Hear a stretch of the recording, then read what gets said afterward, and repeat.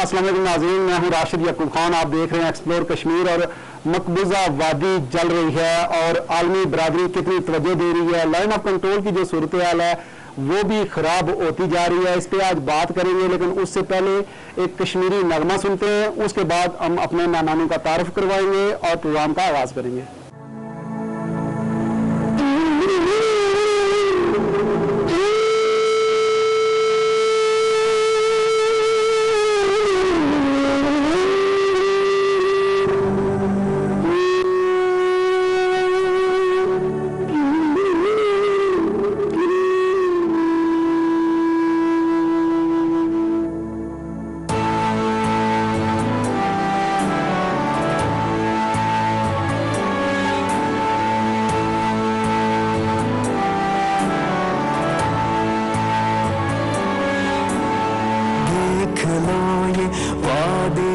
कश्मीर है हो, देख लो ये वादी कश्मीर है। खून में डूबी हुई तस्वीर है। देख लो ये वादी कश्मीर है हो, देख लो ये वादी कश्मीर है। खून में डूबी हुई तस्वीर है। देख लो ये वादी कश्मीर है हो, देख लो ये वादी कश्मीर है।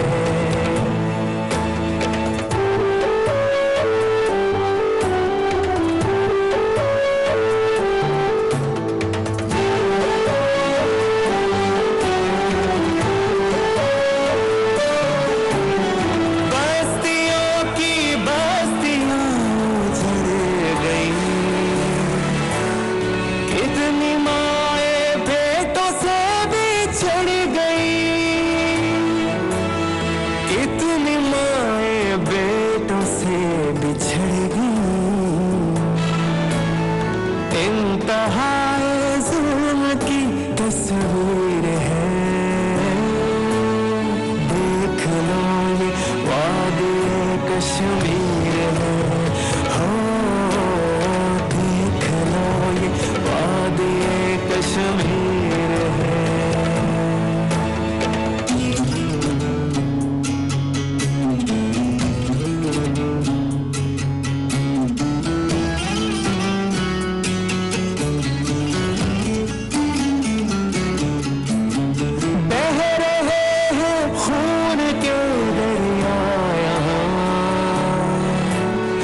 जल रहे हैं बेकसों के आशियाँ,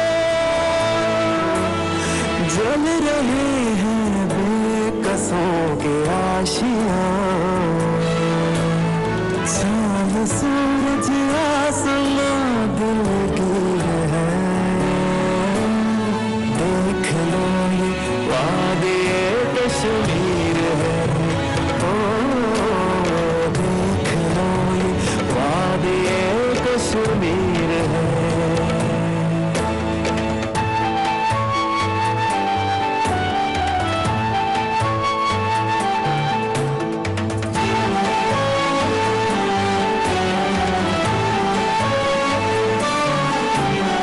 चल पड़े हैं गाजियों के कारवां,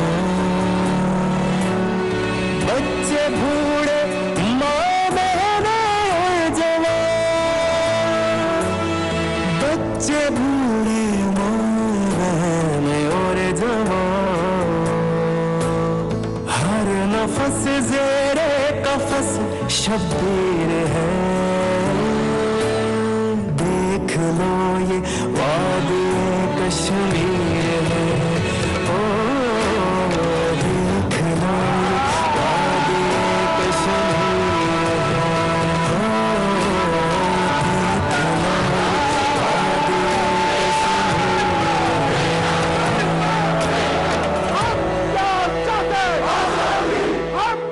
कश्मीर है।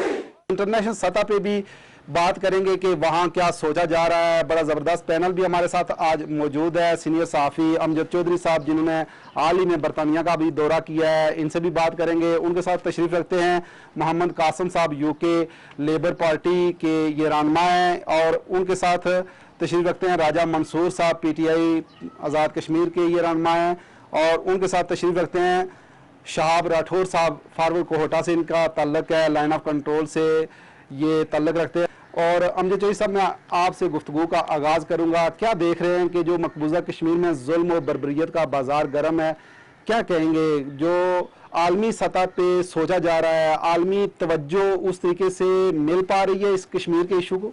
इसमें कोई शक शुबा नहीं है कि आज कल जो है मौजूदा सूरत हाल में जो मकबूजा कश्मीर की सूरत हाल है वो इंतहाई नागुफ्तबा है, और मोदी के उस अकदाम के बाद जो है मकबूजा कश्मीर में आज मुकम्मल लॉकडाउन हो चुका है। और मैं ये समझता हूँ कि ये जो तहरीक आज़ादी कश्मीर है इस वक्त ये मंतकी अंजाम की तरफ गामजन है, और आज दुनिया ने ये देख लिया है कि आज के अल्लाह के फजल करम से ये मैं समझता हूँ कि आज दुनिया, पूरी दुनिया के अंदर, और बेखसूस ये आपके ये जो दुनिया के चैंपियन बने हुए हैं यूरोपियन कंट्रीज़, जो ये चाहते हैं या जिनका ये मंशूर है कि मेरिट, इंसाफ या वहाँ पर इंसाफ का बोलबाला है, उन लोगों ने जो मजलूम कश्मीरी थे उनकी आवाज़ नहीं सुनी। और मकबूजा कश्मीर की जो अवाम है गुज़श्ता 72 साल से जो है भारतीय जुल्म जबर बर्बरीत का वो मुकाबला कर रहे हैं। और मैं ये समझता हूँ आजकल की दुनिया के अंदर जो दुनिया कोरोना वायरस की लपेट में है, इसकी एक ख़ास वजह ये भी है कि देखें ना कि भारत ने जो है मकबूजा कश्मीर को लॉकडाउन किया था, लेकिन आज देखें कि पूरी दुनिया और बेखसूस जो यूरोपियन कंट्रीज़ हैं वो लॉकडाउन हो चुके हैं। तो ये मैं समझता हूँ कि अल्लाह की तरफ से ये आजमाइश है, ये इम्तिहान भी है हम मुसलमानों के ऊपर। और ये जो इंटरनेशनल ताकतें हैं आपकी बेखसूस यूरोपीय यूनियंस और ये जो आलमी इदारा इंसाफ UNO है, ये उसके लिए एक चैलेंज भी है और उनके लिए एक पैगाम भी है कि मकबूजा कश्मीर के मुसलमान जो गुज़श्ता 72 साल से भारतीय जुल्म जबर का मुकाबला कर रहे हैं, उसके लिए कोई न कोई रास्ता, कोई लाए अमल जो है वो निकाला जाए। और ये बात रोज़े रोशन की तरह यहाँ है, और ये मोदी को भी ये बात समझ आ जानी चाहिए अब कि मकबूजा कश्मीर के जो मुसलमान हैं उन्हें आप ज़्यादा देर तक आप गुलाम नहीं रख सकते। अब वक्त आने वाला है इंशाअल्लाह अज़ीज़ कि जब मकबूजा कश्मीर के जो मुसलमान हैं उनको आज़ादी भी मिलेगी और तहरीक आज़ादी की कश्मीर इंशाअल्लाह अज़ीज़ मंतकी अंजाम तक पहुँचेगी। कासमा, आप क्या कहेंगे कि यूरोप के अंदर इस मसले को किस नज़र से देखा जा रहा है, और क्या आप समझते हैं कि अब दुनिया इस मसले को एड्रेस कर पाएगी? मैं ये समझता हूँ कि यूरोप में इसकी अवेयरनेस है, मैं समझता हूँ 10% हुई है। अभी इसकी कश्मीर इशू की अवेयरनेस करने बाकी है। आज तक मैं समझता हूँ, मैं भी इस तहरीक के साथ पिछले 30 साल से मेरा तल्लक है, और मैं एक पार्टी के अंदर बहुत एक रोल है मेरा, लेकिन हमने जब भी हाईलाइट किया है तो बात कहाँ ख़त्म हुई है, ये मसला कश्मीर पाकिस्तान हिंदुस्तान का है। लेकिन जो हमारे मौजूदा प्राइम मिनिस्टर हैं काफ़ी बार इन्होंने इस चीज़ को हाईलाइट किया है, कुछ इफेक्ट पड़ा है। हम पाकिस्तान के बगैर नहीं रह सकते, हम पाकिस्तान के साथ रहेंगे हमेशा, और कश्मीरियों का दिल पाकिस्तान के साथ है। अब इसको कैसे हल किया जाएगा? एजेंडा 47 वाला लेंगे जो हम मुसलमानों की अक्सरियत है, या वो होगा, या कश्मीरियों को उनकी आज़ादी दी जाएगी, उनको डिसीजन करने का मौका दिया जाएगा, जो बहुत मुझे नज़र नहीं आ रहा कि वो ऐसा मुमकिन हो सके। तो मैं इतना ही कहूँगा कि हुकूमत पाकिस्तान से कि इस मसले को मज़ीद हाईलाइट करें थ्रू एम्बेसीज और थ्रू कश्मीरी लीडरशिप को, और इसका मसला हल होना चाहिए।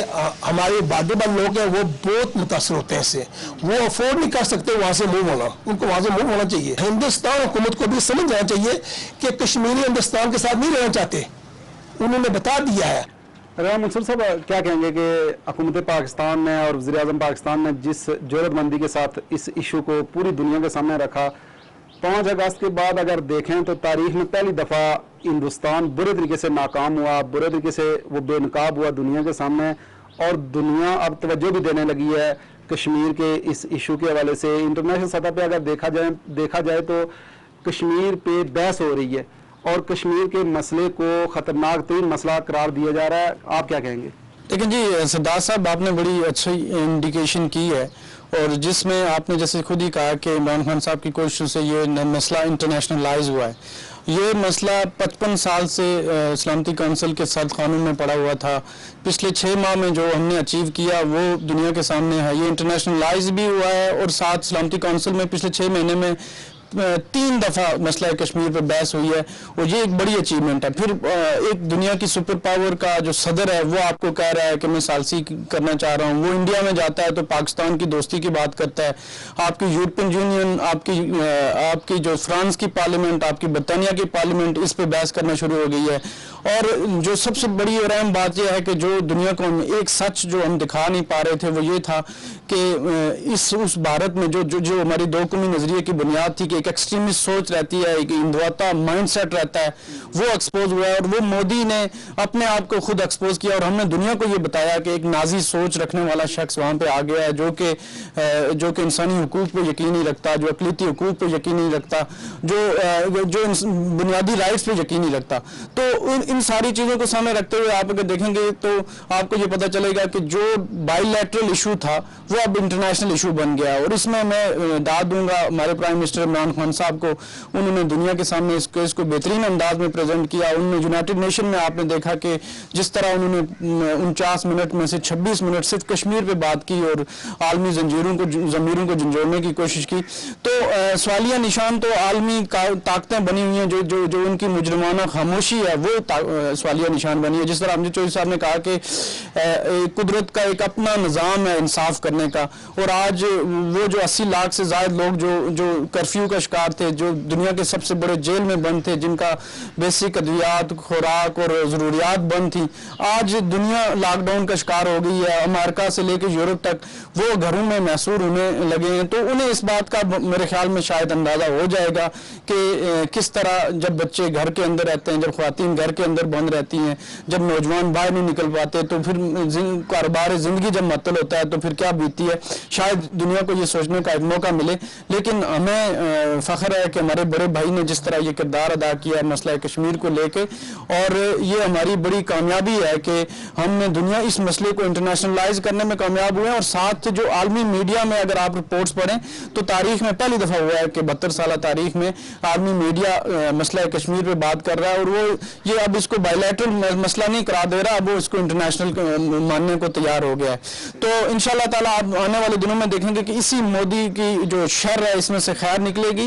और जिस तरह उन्होंने वो इमिग्रेशन एक्ट का एक बिल पास किया है, उस पे जो ओवरऑल बाकी रिलीजन जो है उनका जो रद्द-ए-अमल है, मुसलमानों का जो रद्द-ए-अमल है वो पूरे इंडिया में फैल रहा है। और जो कश्मीर का मसला सिर्फ कश्मीर के अंदर तक महदूद था, वो अब मोदी की वजह से पूरे इंडिया में और न सिर्फ पूरी दुनिया बल्कि पूरी दुनिया में फैल चुका है। तो इंशाल्लाह आप देखेंगे कि आने वाले दिनों में इन्हीं कोशिशों के सम्राट मजीद नजर आएंगे और हमें इस मोदी से भी जान छूटेगी और इंशाल्लाह उस पार के जो मजलूम बहन और भाई हैं वो आज़ादी की फ़ज़ा में सांसें लेंगे इंशाल्लाह। अच्छा, शाहब राठौर साहब, आपका तल्लक भी लाइन ऑफ कंट्रोल से है। क्या कहेंगे कि जो आए रोज़ भारतीय जारियत का आपके लोग निशाना बनते हैं, क्या अपील होगी दुनिया से आपकी? लाइन ऑफ कंट्रोल से मेरा तल्लक है, सबसे पहले अब ये जो तहरीक है इसने ज़ोर पकड़ा है 5 अगस्त 2019 के बाद, जब से ये लॉकडाउन शुरू हुआ है। ये जुल्म, जबर और बर्बरियत की ऐसी मिसाल दुनिया में कहीं नहीं मिलती। मोदी सरकार ने अपना जो ये फैसिस्ट जो इनका फेस है ये दुनिया के सामने इन्होंने शो कर दिया है, और इनका जो RSS माइंडसेट। उसके बाद जो सबसे मेन चीज़ है, अब इस तारीख में जान पड़ी है, अब इस तारीख ये बैनुल अक़वामी सतह पर उजागर हुई है और सबको ये चीज़ समझ आ गई है कि इन मजलूम कश्मीरियों को राइट ऑफ सेल्फ डिटर्मिनेशन अब हर हाल में मिलना चाहिए। दूसरा, इसमें एक आर्टिकल जो 370 और 35A में जो अमेंडमेंट मोदी सरकार ने की, वही RSS माइंडसेट के थ्रू इन्होंने जो अमेंडमेंट करके जो इनको दुनिया को अपना असल चेहरा दिखाया और दुनिया की सबसे बड़ी जेल कायम की और उन मासूम 80 लाख कश्मीरियों को वहाँ पे इन्होंने बंद करके रखा है। वो असल में ये आइडियोलॉजी है, ये आइडियोलॉजी आज से 3000 साल पहले ये गुप्ता एम्पायर से ये आइडियोलॉजी वहाँ से आई है। उनका एक फिलोसफर था जिसका नाम था चंकिया, वो चंकिया फिलोसफर था, उसकी ये आइडियोलॉजी थी कि जो आपका हमसाया मुल्क है वो आपका दुश्मन है, लेकिन जो आपका हमसाया का हमसाया है वो आपका दोस्त है, आपने उसको डेवलप करना है। जैसे इन्होंने अफगानिस्तान में किया, उनको उनकी इकोनॉमी के लिए इन्होंने वहाँ पे इंफ्रास्ट्रक्चर उनका मजबूत किया और वहाँ पे उन्होंने बहुत पैसा लगाया। ईरान में इन्होंने ये किया कि उनका वो जो सी पोर्ट है इनका चाबहार सी पोर्ट को डेवलप करने के लिए करोड़ों डॉलर उन्होंने लगाए। वो इसलिए कि हमारा सिर्फ हमारा जो गवादर है वो फ्लॉप हो जाए। ये वही आइडियोलॉजी चल रही है, वही हिटलर ने कॉपी की और यही मोदी कर रहा है। अब आप देखें कि दिल्ली में ये जो उठी है, ये जो तहरीक उठी है आसाम में, ये वेस्ट बंगाल में, इसमें जम्मू में, आसाम में, यहाँ पे मिनॉरिटीज उठी हैं, खास तौर पे मुसलमान लोग यहाँ पे उठे हैं और इन्होंने इसको कश्मीर कॉज में बहुत फायदा हुआ है कि ये आरएसएस माइंड सेट अब क्लियरली ओपन हो गया। अब एक मैं आपको वो दूं, ये जो सर्जिकल स्ट्राइक, इसको तो खैर मैं सर्जिकल स्ट्राइक नहीं कहूँगा, ये तो उनका अहमकाना और बेवकूफ़ाना अमल था जो उन्होंने किया। अमजद चौधरी साहब, क्या आप समझते हैं कि जो दुनिया के तेज़ी से बदलते हुए हालात हैं, कश्मीर के इशू को आप हल होता देख रहे हैं, क्या दुनिया इस तरफ भी तवज्जो देगी कि इस खित्ते का जो अमन है वो मसला कश्मीर से जुड़ा हुआ है और इसको टूरिज्म पॉइंट ऑफ व्यू से अगर लें तो ये खित्ता बड़ा खूबसूरत है और इसकी खूबसूरती को बरकरार रखने के लिए मसला कश्मीर हल किया जाए, इसको डेवलप किया जाए? लेकिन इंटरनेशनल सतह पर जैसे साथियों ने बात भी की है कि मोदी का जो 5 अगस्त के इक़दाम के बाद जो है हमारा मसला कश्मीर इंटरनेशनलाइज ज़रूर हुआ है और इसमें ये मज़ीद जो है हमें वज़ीर-ए-आज़म पाकिस्तान इमरान खान का जो दौरा यूएन था, ट्रंप के साथ जो उनकी मुलाकातें थी, ये भी मसला कश्मीर पर बड़ी पेश रफ्त है। फिर जो हमारे वज़ीर ख़ारजा हैं शाह कुरैशी साहब, उन्होंने भी इस पर बड़ा वर्क किया है। अब सिर्फ इशू ये है कि इसका कश्मीर इशू अब दुनिया के अंदर तो हाईलाइट हो चुका है, लेकिन अब इसकी अमली इक़दामात की तरफ जब दुनिया नहीं जाएगी उस वक्त तक हमें कामयाबी नहीं मिलेगी। और ये जो आपने जिक्र किया है कि यानी कि टूरिज्म के हवाले से, इसमें भी कोई शक नहीं है कि अगर दुनिया कश्मीर इशू को सही मायने में हल करना चाहती है, अगर दुनिया इस पर अगर यानी मुखलस है कि कश्मीर इशू को हल किया जाए और मसला कश्मीर को जो है हल किया जाए, कश्मीरी कौम को उसकी उमंगों के मुताबिक उसको हक दिया जाए, तो मैं नहीं समझता कि इसमें ये बात रेजोल्यूशन की तरह यह है कि दुनिया के अंदर अमन कायम हो सकता है। और ये तो जो आपका एशिया है, जनूबी एशिया के अंदर तो मसला कश्मीरी एक आतिश फशां की मानंद है ना। अगर कश्मीर इशू हल न हुआ तो इस जनूबी एशिया का जो अमन, इसकी कोई भी गारंटी नहीं है। और मोदी ने ये जो आलिया इक़दाम किया था, अगर ये अभी कश्मीरी देख रहे हैं, और वज़ीर-ए-आज़म पाकिस्तान ने जब यूएन में खिताब किया था तो यूएन के खिताब के दौरान वज़ीर-ए-आज़म पाकिस्तान ने वहाँ पर आलमी दुनिया को भी ये एक वाज़ेह मैसेज दे दिया था कि जब तक आप मसला कश्मीर को हल नहीं करेंगे उस वक्त तक जो है ये जनूबी एशिया के अंदर अमन कायम नहीं हो सकता। और इमरान खान साहब ने वहाँ ये भी कहा था कि भारत के साथ हमारा और कोई इशू नहीं है, कोई भारत के साथ पाकिस्तान की कोई जाती दुश्मनी नहीं है। भारत और पाकिस्तान के दरमियान एक ही इशू है, जो बड़ा इशू, मेन इशू है, वो कश्मीर इशू है। अगर दुनिया इस इशू को हल करा दे, जो दुनिया ने कश्मीरी अवाम के साथ और पाकिस्तानी अवाम के साथ वादा भी किया हुआ है, और यूएन की जो रेजोल्यूशन है, यूएन के चार्टर के ऊपर ये मसला कश्मीर मौजूद भी है, वहाँ पर हर साल इसके ऊपर हमारे वफूद भी जाते हैं। तो अगर ये मसला कश्मीर को दुनिया हल करा दे या कर दे, जिस तरह ट्रंप ने जो अमेरिकन सदर हैं उन्होंने भी सालसी की पेशकश की थी, तो अगर ये मुखलसा दुनिया अगर हल करा दे तो मैं ये समझता हूँ कि अगर कश्मीर इशू हल कर दे तो ये जो आपका कश्मीर रीजन है, ये जो अपना पूरा मकबूजा कश्मीर, आज़ाद कश्मीर, क्योंकि बलूचिस्तान और पाकिस्तान के दूसरे इलाके, इसी तरह ये जो पूरा आपका जनूबी एशिया, यहाँ पैदार अमन भी कायम हो सकता है और टूरिज्म के भी बेहतरीन मौके भी मिल सकते हैं। राय मंसूर साहब, क्या कहेंगे कि अक़वाम मुत्तहिदा के लिए अब वो वक्त आ नहीं गया कि वो फैसलाकुन किरदार अदा करके इस खित्ते के अमन को बचा लें? अक़वाम मुत्तहिदा के रोल पे आने से पहले बात करूँगा कि दहशतगर्दी में डूबा हुआ हमारा बड़ा भाई, इकनॉमिकली टूटा फूटा हमारा बड़ा भाई, और कर्जों में डूबा हुआ हमारा बड़ा भाई, उसने पिछले 72 साल में वो जो शाह का रिश्ता था उसको टूटने नहीं दिया। उसने पूरी कोशिश की जान फशानी के साथ, हमारा मुकदमा लड़े, हमारा वकील बनकर, हमारा तर्जमान बन के उसने इस इशू को उठाए रखा दुनिया की नज़र में। ख्वाह वो कितना ही खुद डाउन गया, लेकिन उसने कश्मीर का साथ नहीं छोड़ा, कश्मीरियों का साथ नहीं छोड़ा, उस पार के मजलूमी भाइयों बहनों का साथ नहीं छोड़ा। तो हमें पाकिस्तान के जो किरदार पे फ़ख्र भी है और हम समझते हैं कि पाकिस्तान ने अपनी जो इस्तिताअत थी उससे बढ़ के इसमें रोल अदा किया है। और जहाँ तक अक़वाम मुत्तहिदा की बात है तो 11 करारदादें हो चुकी हैं। 11 करारदादों के बाद आप देखें कि उनकी खामोशी पे भी ज़ाहिर सवालिया निशान इसलिए बना हुआ है कि उनका अपना एक इकनॉमिक इंटरेस्ट है जो इंडिया के साथ जुड़ा हुआ है।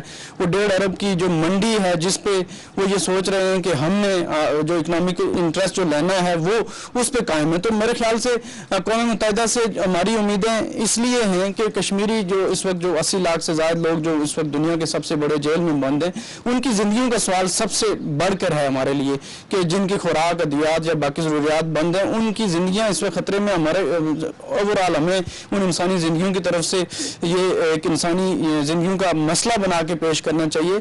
और मसला कश्मीर पर जो पेशरफ्त हो रही है उस पर अतमाद का इज़हार करते हुए मैं ये कहूँगा कि खान साहब ने जो रोल अदा किया है पाकिस्तान में या फिर ओवरऑल इस 6-8 महीनों में, ये काबिल तहसीन है और उन्होंने पूरी कोशिश से किया। एक बात मैं इनसे एग्री करता हूँ कि इन्होंने जिस तरह ओवरसीज़ पाकिस्तानियों के रोल को मज़ीद इफेक्टिव करने की ज़रूरत है। हमारी जो 1.1 मिलियन की आबादी है यूके अलान, उसको जो कश्मीरियों की आबादी है उसको मज़ीद इफेक्टिव बनाने की ज़रूरत है। उसके साथ साथ बाकी दुनिया में जो हमारे कश्मीरी हैं ओवरसीज़ के और पाकिस्तान के लोग हैं जो बड़े अहम पोजीशंस में बैठे हुए हैं, उनको एक बाकायदा चैनल के साथ एक्टिवेट करने की ज़रूरत है। तो ये मसला मज़ीद बेहतर हो सकता है और इंशाअल्लाह ताला जिस तरह ये कोशिशें हो रही हैं इस हुकूमत की तरफ से, मुझे पूरा यकीन है कि इन्हीं 5 सालों में इंशाअल्लाह मसला कश्मीर का हल भी निकलेगा और आप देखेंगे कि मोदी दुनिया के सामने एक्सपोज होके ये जो उन्होंने अपना झूठ को सच दिखाया हुआ था और हम अपने सच को सच नहीं दिखा पा रहे थे, उसमें इंशाअल्लाह हमें कामयाबी मिलेगी। शाह साहब क्या कहेंगे कि मकबूजा वादी में जब पाकिस्तान जिंदाबाद और हम हैं पाकिस्तानी, पाकिस्तान है हमारा, जब इस तरह के नारे लगते हैं तो क्या कहेंगे इन जज्बों को? मेरा तल्लक ज़िला हवेली से आज़ाद कश्मीर का सबसे बैकवर्ड इलाका है। मैंने पहले एक दफ़ा एक जिक्र किया था कि राइट ऑफ सेल्फ डिटर्मिनेशन का, अब वो बात आ गई है। अब वो किस लिए नहीं दे रहा कश्मीर में भारत ये वाला हक क्यों नहीं दे रहा? क्योंकि उसको पता है कि ये कश्मीरी पाकिस्तान के साथ अलहाक कर देंगे। पाकिस्तान ने 3 ऑप्शन रखे हैं, अलहाक का, भारत के साथ मिलने का, पाकिस्तान के साथ मिलने का। लेकिन उसको वही बात है कि बायलेटरल, पहले तो वो कहता था हिंदुस्तान के बायलेटरल मसला है, बायलेटरल में उसने अपनी अमेंडमेंट कर देता था। अब ये मतलब सलामती कौंसिल में पिछले 7 माह में 3 बार ये मसला उजागर हो गया है। फ्रांस की पार्लियामेंट में, इसकी यूके की पार्लियामेंट में, जिन्होंने कश्मीर का नाम सुना भी नहीं था उनको भी पार्लियामेंटेरियंस को इस मसले का पता चल गया और ये हर जगह अब डिस्कस होने लग गया है। और उसके बाद ये जो पुलवामा अटैक्स हुए हैं, ये 26/11 मुंबई अटैक्स और ये जो ये अटैक्स हुए, ये सारा ये आरएसएस माइंडसेट का ये सारा उसी का हिस्सा है। और कोई अल्लाह की तरफ से था, अल्लाह ने किया कि मोदी का चेहरा बिल्कुल बेनकाब हो चुका है, अब वो अपने इख्तिताम पर पजीर होने वाला है।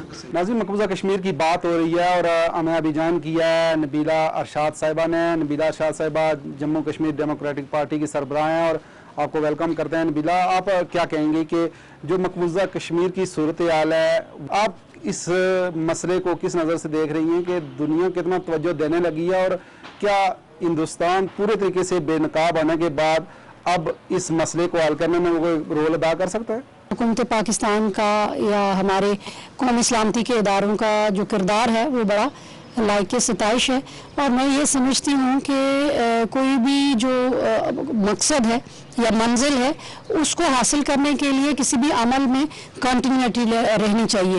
और जिस तरीके से ये इस वक्त पूरी दुनिया में हाईलाइट हुआ है, इसको एक झटके से ख़त्म नहीं हो जाना चाहिए बल्कि इसमें कंटिन्यूटी रहनी चाहिए। और जब इसमें कंटिन्यूटी रहेगी तो इंशाअल्लाह कश्मीरी अपनी मंजिल पे जल्दी पहुँचेंगे, मेरा ये मानना है। और चूँकि कश्मीरियों ने पिछले 72 सालों में जो कुर्बानियाँ दी हैं, उन कुर्बानियों को किसी तरीके से कानूनी कुदरत है कि वो फरामोश नहीं करेगा। और हम चूँकि कश्मीरी हैं और यहाँ पाकिस्तान की जो हुकूमत है या पाकिस्तान की जो कौम है, ये पूरी कश्मीरियों के इस हक़ खुद इरादत के साथ खड़ी है। और इस मसले को हर शख्स के देखने का अपना अपना नज़रिया है, अपना अपना नुक्ता नज़र है, लेकिन जो कश्मीरियों का बुनियादी पैदाइशी हक़ है उसके हुसूल के लिए जो भी इसमें कंट्रीब्यूशन जो कोई कर सकता है उसको करना चाहिए। लेकिन आप क्या समझती हैं कि अक़वाम मुत्तहिदा में नई करारदाद की ज़रूरत है या अक़वाम मुत्तहिदा इस मसले का हल निकालेगा? देखिए, करारदादें जो हैं उनके ऊपर अमल दरामद की ज़रूरत है। नई करारदादें आए वो भी, उससे हमें इनकार नहीं है, लेकिन हर वो करारदाद हमारे लिए काबिल कबूल होगी जो कि कश्मीरियों के हक़ के हुसूल की तरफ जिसका रास्ता जाता होगा। कोई ऐसी करारदाद जो कि कश्मीरियों के हक़ के ऊपर किसी तरह का डाका डालने की करारदाद के हक़ में तो हम कभी भी नहीं होंगे। और अक़वाम मुत्तहिदा सैकड़ों जो है करारदादें मंजूर कर चुकी है। अब उन करारदादों के ऊपर अमल दरामद का वक्त है और पूरी दुनिया को अक़वाम मुत्तहिदा के ऊपर भी जोर डालना चाहिए कि वो अपना जो बुनियादी जिम्मेदारी है इन करारदादों के हवाले से जो अमल दरामद की जो जिम्मेदारी है उसको पूरा करे। जी नाज़रीन, प्रोग्राम आपने देखा और इस उम्मीद के साथ कि आप हमें फीडबैक भी देंगे और मसला कश्मीर के हवाले से जो बात हुई है दुनिया इस तरफ तवज्जो भी देने लगी है और इस उम्मीद के साथ कि मसला कश्मीर के हल के लिए अक़वाम मुत्तहिदा और आलमी दुनिया भरपूर रोल अदा करेगी ताकि इस खित्ते का जो अमन है वो बच सके। इसी के साथ ही राशिद याकूब खान को दीजिए इजाज़त। अल्लाह ने के बाद।